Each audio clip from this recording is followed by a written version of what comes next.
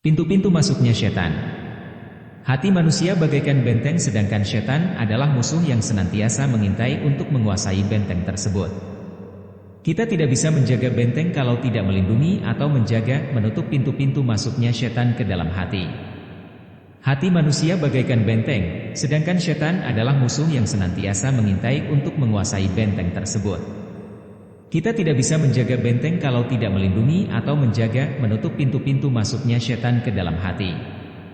Kalau kita ingin memiliki kemampuan untuk menjaga pintu agar tidak diserbu setan, kita harus mengetahui pintu-pintu mana saja yang dijadikan setan sebagai jalan untuk menguasai benteng tersebut. Melindungi hati dari gangguan setan adalah wajib, oleh karena itu mengetahui pintu masuknya setan itu merupakan syarat untuk melindungi hati kita, maka kita diwajibkan untuk mengetahui pintu-pintu mana saja yang dijadikan jalan untuk menguasai hati manusia. Pintu tempat masuknya setan adalah semua sifat manusia yang tidak baik. Berarti pintu yang akan dimasuki setan sebenarnya sangat banyak, namun kita akan membahas pintu-pintu utama yang dijadikan prioritas oleh setan untuk masuk menguasai manusia. Di antara pintu-pintu besar yang akan dimasuki setan itu adalah 1. Marah. Marah adalah kalahnya tentara akal oleh tentara setan. Bila manusia marah maka setan bisa mempermainkannya seperti anak-anak mempermainkan kelereng atau bola. Orang marah adalah orang yang sangat lemah di hadapan setan. 2. Hasad. Manusia bila hasut dan tamak menginginkan sesuatu dari orang lain, maka ia akan menjadi buta.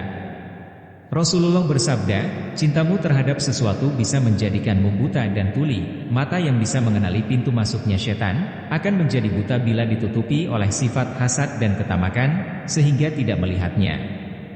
Saat itulah setan mendapatkan kesempatan untuk masuk ke hati manusia, sehingga orang itu mengejar untuk menuruti syahwatnya, walaupun manusia itu sendiri tahu bahwa itu syahwat jahat. 3. Perut kenyang. Rasa kenyang menguatkan syahwat yang menjadi senjata setan. Dalam satu riwayat disebutkan bahwa iblis pernah menampakkan diri di hadapan Nabi Yahya bin Zakaria alaihissalam. Beliau melihat pada setan beberapa belenggu dan gantungan pemberat untuk segala sesuatu seraya bertanya, "Wahai iblis, belenggu dan pemberat apa ini?" Setan menjawab, "Ini adalah syahwat yang aku gunakan untuk menggoda anak cucu Adam." Yahya bertanya, "Apa hubungannya pemberat ini dengan manusia?" Setan menjawab, "Bila kamu kenyang maka aku beri pemberat sehingga engkau enggan untuk sholat dan zikir." Yahya bertanya lagi, "Apa lainnya?" "Tidak ada," jawab setan. Kemudian Nabi Yahya berkata, "Demi Allah, aku tidak akan mengenyangkan perutku dengan makanan selamanya." Iblis berkata, "Demi Allah, saya tidak akan memberi nasihat pada orang muslim selamanya." Kebanyakan makan mengakibatkan munculnya 6 hal tercela. 1. Menghilangkan rasa takut kepada Allah dari hatinya. 2. Menghilangkan rasa kasih sayang kepada makhluk lain, karena ia mengira bahwa semua makhluk sama kenyangnya dengan dirinya. 3. Mengganggu ketaatan kepada Allah. 4. Bila mendengarkan ucapan hikmah, ia tidak mendapatkan kelembutan. 5. Bila ia bicara tentang ilmu, maka pembicaraannya tidak bisa menembus hati manusia. 6. Akan terkena banyak penyakit jasmani dan rohani. 4. Cinta perhiasan dan perabotan rumah tangga.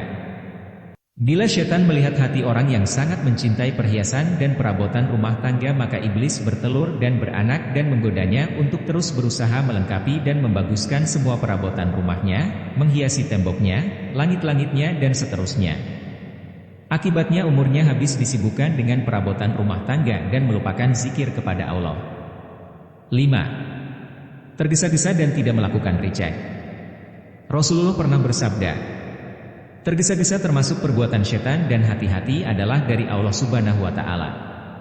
Allah berfirman, manusia diciptakan tergesa-gesa. Dalam ayat lain ditegaskan, sesungguhnya manusia itu sangat tergesa-gesa.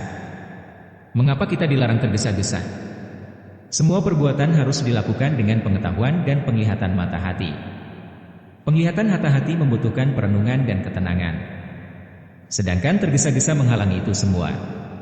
Ketika manusia tergesa-gesa dalam melakukan kewajiban, maka setan menebarkan kejahatannya dalam diri manusia tanpa disadari. 6. Mencintai harta. Kecintaan terhadap uang dan semua bentuk harta akan menjadi alat hebat bagi setan. Bila orang memiliki kecintaan kuat terhadap harta, maka hatinya akan kosong. Kalau dia mendapatkan uang sebanyak 1 juta di jalan, maka akan muncul dari harta itu 10 syahwat dan setiap syahwat membutuhkan 1 juta.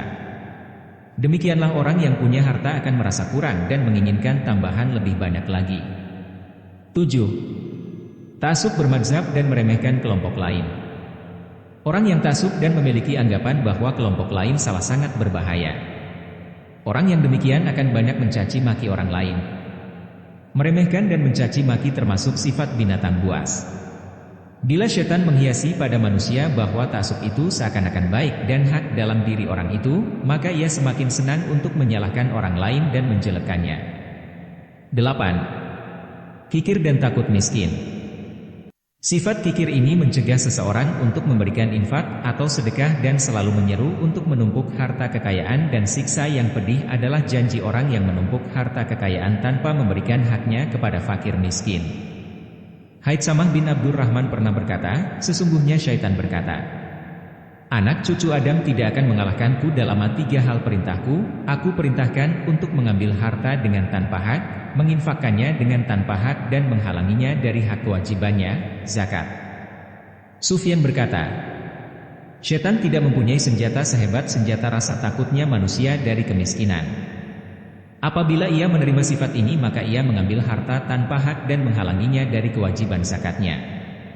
9. Memikirkan zat Allah. Orang yang memikirkan zat Allah tidak akan sampai kepada apa yang diinginkannya, ia akan tersesat karena akal manusia tidak akan sampai ke sana.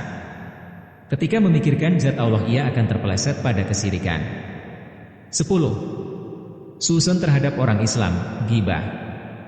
Allah berfirman dalam surat Al-Hujurat ayat 12. Hai orang-orang yang beriman, jauhilah kebanyakan dari prasangka. Sesungguhnya sebagian prasangka itu adalah dosa, dan janganlah kamu mencari-cari kesalahan orang lain, dan janganlah sebahagian kamu menggunjing sebahagian yang lain. Sukakah salah seorang di antara kamu memakan daging saudaranya yang sudah mati? Maka tentulah kamu merasa jijik kepadanya.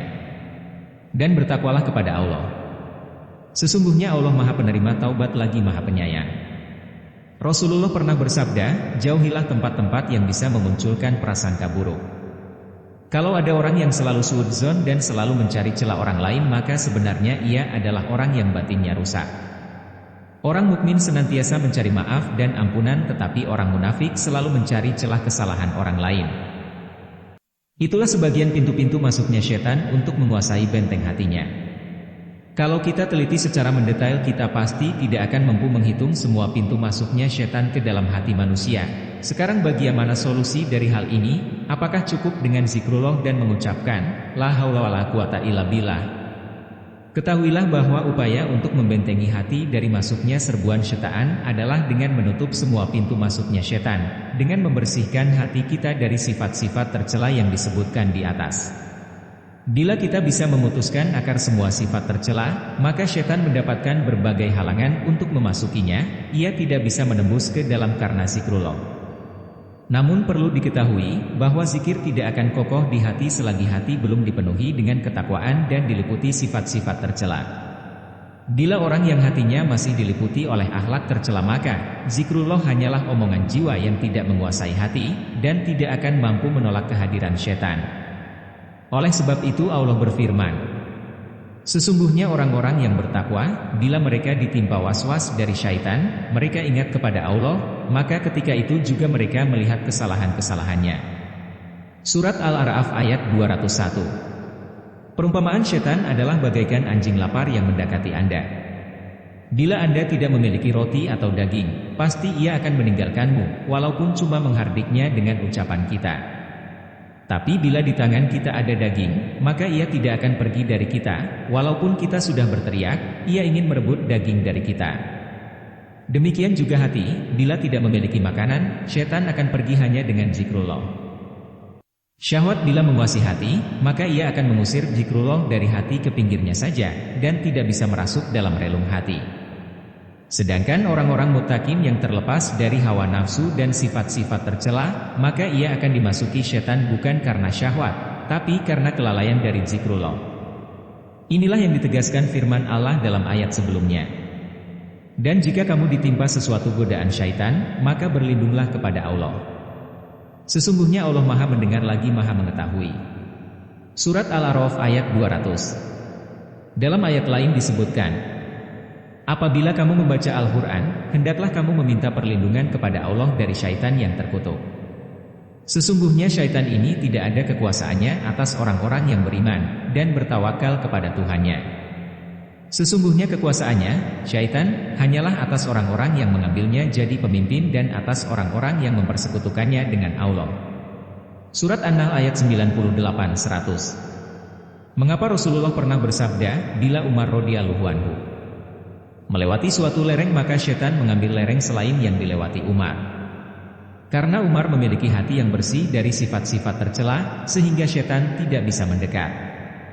Kendatipun hati berusaha menjauhkan diri dari syaitan dengan zikrullah, tapi mustahil syaitan akan menjauh dari kita bila kita belum membersihkan diri dari tempat yang disukai syaitan, yaitu syahwat.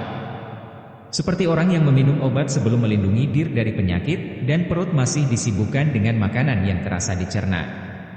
Takwa adalah perlindungan hati dari syahwat dan nafsu. Apabila zikrullah masuk ke dalam hati yang kosong dari zikir, maka syaitan mendesak masuk seperti masuknya penyakit, bersamaan dengan dimakannya obat dalam perut yang masih kosong.